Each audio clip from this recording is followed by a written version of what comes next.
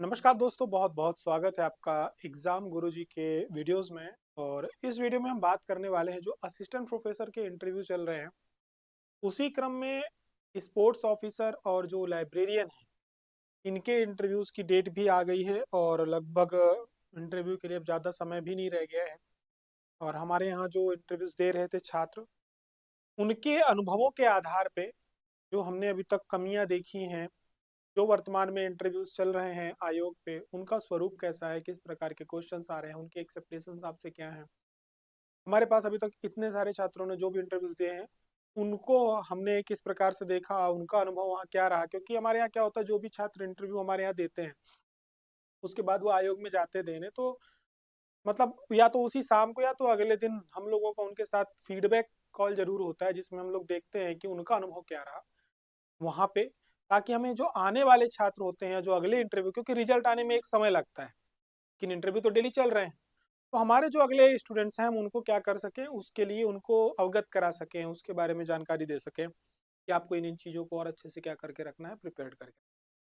तो उसी क्रम में बढ़ते हुए स्पोर्ट्स ऑफिसर के जो हमारे यहाँ इंटरव्यूज चल रहे हैं, और अभी जो हमारे सब्जेक्ट स्पेशलिस्ट है रावत सर, स्पोर्ट्स ऑफिसर है ऑलरेडी, उनके साथ हम लोगों ने जो एक विषय विशेषज्ञ वाला भी इंटरव्यू लिया, तो हमारे पास बहुत सारे अनुभव आए। स्पोर्ट्स ऑफिसर के जो छात्र इंटरव्यू की प्रिपरेशन कर रहे हैं, उनमें अभी ऐसी बहुत सी कमियां हैं जो उन्हें प्रिपेयर करनी चाहिए। अब हम तो एक एक छात्र को कमियां बता रहे हैं उनकी, ठीक है। अच्छाइयां जाननी अच्छी बात है, आपकी स्ट्रेंथ है, ठीक है। एक कोई भी व्यक्ति हो जो वहाँ पे साक्षात्कार के लिए बैठा है, उसको अपनी स्ट्रेंथ पता होनी चाहिए, क्योंकि वो उसका क्या होता है, नंबर गेनिंग पॉइंट होता है, वो वहाँ से नंबर गेन करता है। लेकिन यदि हमें अपना वीक पॉइंट नहीं पता होगा, तो कई बार हम क्या होते हैं, या हमारी जो कमियां होती हैं हम उस पर काम करके वहां नहीं जाते, तो कई बार उसकी वजह से, और कमियां भी इतनी बड़ी नहीं होती हैं, बहुत माइनर माइनर मिस्टेक्स होती हैं, वो हमें क्या करती हैं वहां पे, हमें परेशान कर सकती हैं, हमारे नंबरों को क्या कर सकती हैं, कम कर सकती हैं। बहुत माइनर मिस्टेक होती हैं। अब जैसे एक मैं छोटी सी बात बता रहा, जैसे अब क्या है कि हमारे यहाँ से इंटरव्यू दे रहे हैं, कई बार क्या होता है, हमसे आंसर नहीं बनते, ठीक है। बहुत कॉमन क्वेश्चन है सर, कि अब मुझसे आंसर नहीं आ रहा, तो सर मैं क्या करूं, यही बोलूं सॉरी मैं रिकॉल नहीं कर पा रहा, सॉरी मैं रिकॉल नहीं कर पा रहा, तो ये तो ऐसा लगेगा जैसे कोई कैसेट फंस गई है, सॉरी मैं रिकॉल नहीं कर पा रहा, सॉरी मैं रिकॉल नहीं कर पा रहा, है ना। जैसे एक लूपिंग में चला दिया गया हो, सॉफ्टवेयर में चलता है ना, जो सॉफ्टवेयर की फील्ड से जुड़े उन्हें मालूम हो, तो लूप में चलाया जाता है, तो वो लूप में बार बार उसी को क्या करता है, रिफ्लेक्ट करता है, ठीक है। बार बार रोटेशन में वही वही चीज आती है, तो वही सॉरी मैं रिकॉल नहीं कर पा रहा, सॉरी मैं रिकॉल नहीं कर पा रहा, कोई कंसर्न नहीं है, सॉरी सर मैं रिकॉल नहीं कर पा रहा। भैया रिकॉल नहीं कर पाना और मुझको सर ये इसके बारे में जानकारी नहीं है, और सर मुझे इसके बारे में पूरी जानकारी नहीं, इन तीनों आंसर में अंतर है। आपसे कोई प्रश्न पूछा गया, आपने बोला कि सर मैं रिकॉल नहीं कर पा रहा, रिकॉल नहीं कर पा रहा मतलब आपने पढ़ा है, आप याद नहीं कर पा रहे। अब वो बोल देगा, अब यहाँ पे सामने वाला एक काम ये करेगा, आपको एक हल्की सी हिंट देगा, कहने का मतलब तो ये है कि आप याद नहीं कर पा रहे हो, तो उसने एक हिंट दी, फिर भी आप बोलोगे सॉरी सर मैं रिकॉल नहीं कर पा रहा, तो बोलेगा जब तुमने पढ़ा ही नहीं तो रिकॉल थोड़ी है, तुम डायरेक्ट ये बोलो ना सर मुझे नहीं आता, मैंने नहीं पढ़ा है। तो हमें यही समझना होता कि कहाँ पे हमें क्या बोलना है। मतलब इंटरव्यू जो होता है, ये आपके सेंस ऑफ ह्यूमर का, आपके वहां पे बैठ करके प्रेजेंटेशन देने का, आपका सेंस ऑफ ह्यूमर कितना अच्छा काम कर रहा है, आपका जो प्रेजेंस ऑफ माइंड है वो कितना एक्टिव है, ये उसका एग्जाम, एक परीक्षण होता है। और इससे ज्यादा कुछ नहीं होता। आप ऑलरेडी एक बड़ा पेपर दे करके, पास कर करके मध्य प्रदेश लोक सेवा आयोग के गेट के अंदर गए हो। यदि आपने वो परीक्षा पास नहीं की होती, तो आप उस गेट के अंदर, आपको बुलावा आता ही नहीं। बिना बुलाए जाना एक अलग बात है, पर जो बुलावा आता है, हाँ भैया आपको आना है, तो वो बुलावा आपको तभी आया है जब आपने आयोग की परीक्षण में क्या किया है, पास हो। अब आपका क्या है, साक्षात्कार, एक अगला परीक्षा। वो नॉलेज का टेस्ट तो आपके ले चुके हैं, अब आपके वो प्रेजेंस ऑफ माइंड का टेस्ट ले रहे हैं कि आपका जो प्रेजेंस ऑफ माइंड है वो कैसे वर्क करता है, आपकी पर्सनैलिटी कैसी है। तो सबसे पहली जो आज की बात होगी स्पोर्ट्स ऑफिसर में, तो आप लोगों में सबसे ज्यादा जो मेरी, मैं ये कहूँ कि यदि हमारे यहाँ नंबर ऑफ स्टूडेंट्स ने जितने भी हैं, तो 90% जो छात्रों में कमी देखी गई है, मेरे द्वारा जो पाई गई है, वो ये है कि उनका एमपी का पार्ट बहुत वीक है। स्वाभाविक सी बात है ये, क्योंकि बहुत सारे स्पोर्ट्स ऑफिसर क्या है, ऑलरेडी जॉब में है। मैक्सिमम हमारे यहाँ जितने भी दे रहे हैं इंटरव्यू, तो उनमें से 80% तो ऐसे हैं जो ऑलरेडी टेट वगैरह में, टीचर्स में कहीं ना कहीं पे ऑलरेडी वो क्या है, अपना जॉब पे है। लेकिन वो कुछ एमपी में जॉब पे हैं, कुछ एमपी के बाहर जॉब में है, गुजरात में है, कोई पंजाब में है, ठीक है, सब अलग अलग, कुछ उत्तर प्रदेश में भी है। अलग अलग जगह पे, लोकेशंस पे ऑलरेडी वो स्कूल एजुकेशन पे या कहीं पे ना कहीं पे जॉब पे हैं। लेकिन प्रॉब्लम ये जा रही है कि आप इंटरव्यू देने एमपी का आ रहे हो और आपको एमपी के बारे में बिल्कुल भी जानकारी नहीं, इवन स्पोर्ट्स की जानकारी भी नहीं है एमपी के। जबकि आपका ऑलरेडी एक पेपर किसका होता है, एमपी जीके का होता है। अब आप ये बताओ कि जब आप मध्य प्रदेश आओगे इंटरव्यू देने, तो यहाँ पे जो पर्सनालिटी आपका पर्सनालिटी का टेस्ट करेंगी, वो आपसे, ठीक है, करंट इवेंट पे बात तो करेंगी, पर आपसे जो मध्य प्रदेश की स्पोर्ट्स की पर्सनैलिटी है, क्योंकि आप कहीं ना कहीं अपने इंटरव्यू में, सॉरी अपने डैफ में, एक कोई ना कोई स्पोर्ट्स तो मेंशन करोगे ही।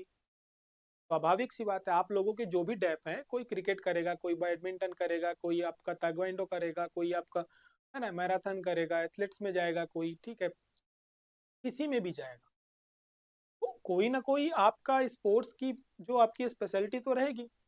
तो जब आप उस स्पोर्ट्स की स्पेशलिटी पे आप जाओगे, तो नेचुरली क्या होगा, यहाँ एमपी का भी कोई ना कोई स्पोर्ट्स पर्सन होगा उसका।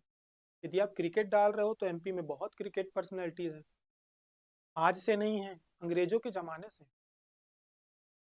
क्रिकेट के स्टेडियम है हमारे यहाँ।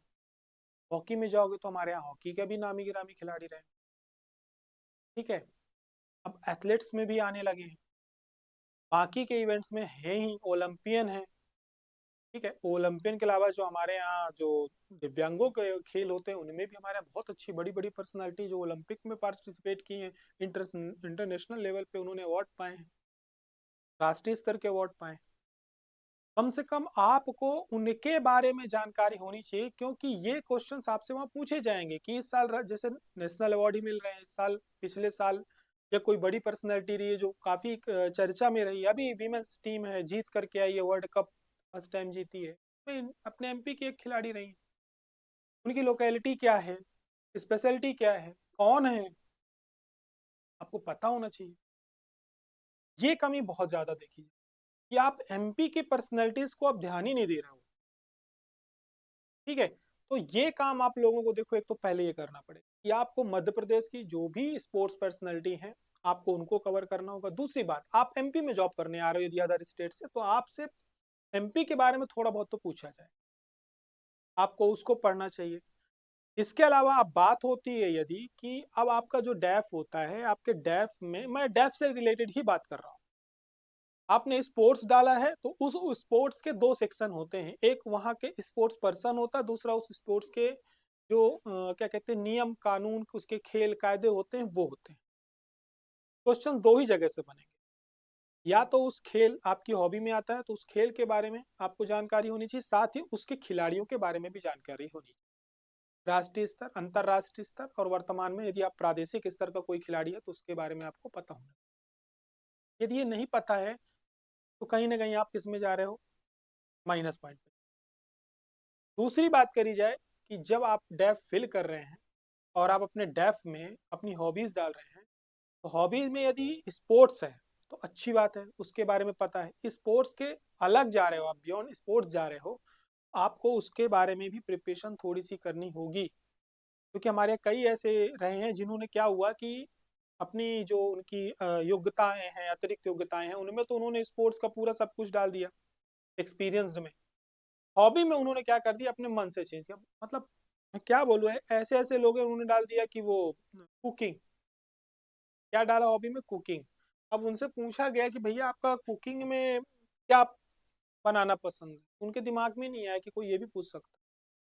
कोई बोल दे रहा मैगी बनाना पसंद है, कोई बोल रहा है कि, अब ये बताओ, अब हम तो ठीक थे, चलो केमिस्ट्री का मॉक था, चल गया, स्पोर्ट्स वाले मॉक में भी किसी ने मैगी बोल दिया। अब हम आपसे पूछ सकते भैया मैगी कितने मिनट में बनती है, उनने बोल दिया सर 2 मिनट में, ठीक है। अब उसको हम कनेक्ट कर दिए जा करके, क्या आप 100 मीटर की रेस करके आके मैगी बना लोगे क्या, कंप्लीट कर। तब आप क्या करोगे? तो ये सब चीजें मतलब ऐसा नहीं है कि आप कुछ भी भर दो। दूसरी बात, अब आगे बढ़े तो समझ में आ गई बात। आप अपनी स्कूल एजुकेशन डाल रहे हो तो उस पे आप लोग क्या करो, स्कूल एजुकेशन में यदि आपका बैकग्राउंड जो है कोई विशेष व्यक्तित्व विशेष के नाम से है तो आप उसकी प्रिपरेशन कर करके अपने आप लोकेलिटी के बारे में पढ़ के रखिए। इसके अलावा स्पोर्ट्स ऑफिसर्स जितने भी आप लोग तैयारी कर रहे हैं, करंट के जो भी स्पोर्ट्स इवेंट हुए हैं इंडिया के, उनके विशेष तौर से जो खिलाड़ी थोड़े से फेमस रहे हैं, कुछ चीजें विवादित रही हैं, ठीक है, विवादों में रहा, जैसे कुछ ने अभी कुश्ती डाला था, तो कुश्ती में बेसिक क्वेश्चंस आपके पूछे जाएंगे, लेकिन एक बड़ा अच्छा क्वेश्चन आपका वहां पे बन, मैं एक एग्जांपल दे रहा हूँ, बन के आ सकता है कि भाई यदि किसी खिलाड़ी को, आपका ही कोई खिलाड़ी, उसको वेट कंट्रोल करना है या उसको वेट उसका एकदम से बढ़ गया, उसको घटाना है, तो आप उसको क्या सजेशन, क्योंकि आप स्पोर्ट्स कोच हो। तो ये मुद्दा जो है काफी विवादों में रहा है पिछले साल ओलंपिक, इसकी वजह से हम लोग एक मेडल हमारा हाथ से निकल गया, ठीक है। तो आप कैसे उसका वेट कंट्रोल करवाओगे, आप उसकी डाइट क्या रखोगे, उसका वेट पे आप नज़र कैसे रखोगे, बढ़ रहा है तो उसको आप कम कैसे करवाओ, क्या तरीके, क्योंकि आपको ये भी ध्यान रखना आप एक्स्ट्रा मेडिसिन नहीं दे सकते, डोपिंग वाला मैटर आ जाएगा। तो ये होती, कोई इवेंट है आप ऑर्गेनाइज कैसे करोगे, उसका स्ट्रक्चर क्या रखोगे, कोई आप बड़ा सा, आपको कल आप स्पोर्ट्स ऑफिसर बन रहे हो किसी कॉलेज के, तो कल को आपको बोल दिया जाता है कि चलिए आपको ये क्या कहते हैं डिस्ट्रिक्ट लेवल का एक कोई प्रोग्राम ऑर्गेनाइज करना है, स्पोर्ट्स इवेंट ऑर्गेनाइज करना है, आप कैसे ऑर्गेनाइज करोगे, उसके क्या रिक्वायरमेंट रहेंगी उसकी। तो ये सब चीजें आपको पढ़नी होंगी, प्लस करंट अफेयर में जितने भी स्पोर्ट्स अभी हो रहे हैं, ठीक है, आप उनके बारे में पढ़िए। यदि आप उत्तर प्रदेश के हैं तो आपको उत्तर प्रदेश के खिलाड़ियों के बारे में पता होना चाहिए, प्लस आपके मध्य प्रदेश के खिलाड़ियों के बारे में पता होना चाहिए। यदि आप अदर स्टेट, प्लस यदि आप केवल एमपी के हैं तो देखो भैया एमपी के बारे में तो आपको पता ही रहना चाहिए, ठीक है। खेलों के आपको, यानी आपको करंट के खेल पढ़ के रखने हैं, हमारे यहाँ के ऐतिहासिक, अब कुश्ती से हो आप, कुश्ती में गामा पहलवान के बारे में तो पता होना चाहिए ना आपको, कि दतिया में जन्मे भाई क्या है, उनके बारे में आपका, आप डाल रहे हो मेरी कुश्ती। तो ये सब चीजें आप यदि एमपी के हो तो आपसे पूछा जाएगा, ठीक है, पूछा जाना या ना पूछा, अब आप ये भी कह सकते हो सर नहीं पूछा गया तो, देखो यार अब हमारा काम होता है कि हम वो तैयारी करें कि यदि ये हो गया तो क्या करना है। किसी भी इंटरव्यू की तैयारी क्या होती है, एग्जाम की तैयारी यही होती है ना, कि वो हर एंगल पे आप नजर रखो कि यदि ऐसा हुआ तो मुझे क्या करना है, ये पूछा गया तो क्या करना है। अब आपकी किस्मत है कि आप जाओ वहां, आपसे कुछ पूछा ही नहीं जाए, आपसे खड़े होके बोल दिया जाए कि चलो एक काम करो तुम, आज तो मेरे को कोई एक बढ़िया सा गीत सुना दो और घर जाओ। ये अपनी अपनी किस्मत है, ठीक है। तो ये अपनी, तो ऐसा हम किस्मत के मत्थे तो वहां नहीं जा सकते, हमें कर्म तो करना पड़ेगा ना, तो कर्म, किस्मत भी उनका साथ देती जो कर्म करता है, अब जिनने अच्छी मेहनत करी उनसे वहां कुछ नहीं पूछा जाता। तो ये ध्यान में आपको रखना पड़ेगा, ठीक है। हो सकता है देखो, अब आपसे कोई है कि जो जैसे जोवलिन है तो बोल दिया गया फेंकते वक्त आपकी पोजीशन क्या होनी चाहिए, तो आपको खड़ा करके बोल दिया चलो पोजीशन दिखाओ बना करके, ये पकड़ो, हो सकता है वहां रखे रहे, बोले चलो कैसे पकड़ोगे, ये भी कराया जा सकता है। ट्रैक में आप कैसे बैठोगे, ये भी कराया जा सकता है। यदि प्रोफेसर में, ये आप ये मत बोलना सर ये आप तो अपने से बोल रहे हो, मैं अपने से नहीं बोल रहा हूँ। अभी मैं एक आध इंटरव्यूज मैंने देखे थे कहीं के, वहां करवा लिया गया था अदर स्टेट में, जो आयोग था, कमीशन था वहां का, उनने करवा लिया था। उन्होंने ट्रैक में कैसे बैठोगे उसकी पोजीशन चेक कर ली थी, कि 100 मीटर का रेस स्टार्ट हो रही ट्रैक में, आप पूरा पूरा प्रॉपर स्टार्टिंग से लास्ट तक का बताओ। तो ये चीजें हो जाती, ठीक है, नहीं होना अलग बात, क्योंकि जो प्रोफेसर के लिए जा रहे हैं उनसे पढ़वाया जा रहा तो आपसे भी करवाया जा सकता है। हाँ, दूसरी बात, आप लोगों को अपनी पर्सनैलिटी में, एक प्रोफेसर का जो एक इंटरव्यू होता है उसकी पर्सनैलिटी में और एक स्पोर्ट्स ऑफिसर की पर्सनैलिटी में आपको डिफरेंस समझना होगा। आपका फिजिकली फिट होने के साथ साथ आपका मेंटली फिट रहना वहाँ बहुत जरूरी है। आप जब वहाँ बैठो तो आपको, आपके अंदर वो एक स्पोर्ट्स पर्सन वाली एक जो एक स्पिरिट होती है, जो पर्सनैलिटी होती है, वो आपकी वहाँ दिखनी चाहिए।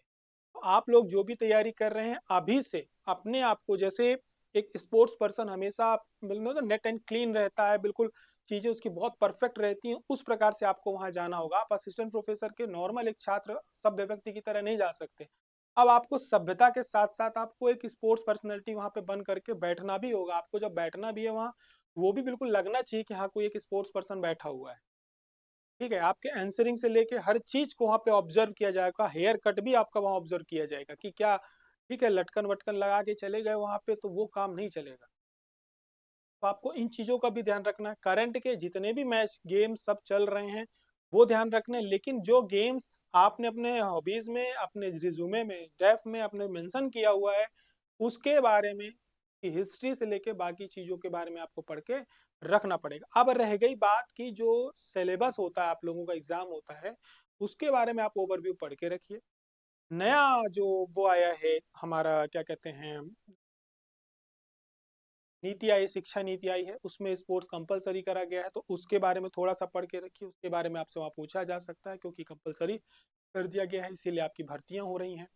उसके बारे में पढ़ के रखिए, मध्य प्रदेश का स्ट्रक्चर आपको पता होना चाहिए, क्या है स्पोर्ट्स के सिलेक्शन का हायर एजुकेशन में, वो आपको पता होने चाहिए। कौन-कौन सी योजनाएँ हैं, पॉलिसी हैं, सेंट्रल गवर्नमेंट की, स्टेट गवर्नमेंट की, वो पता होनी चाहिए। सेम मैं लाइब्रेरियन के लिए भी बात कर रहा हूँ।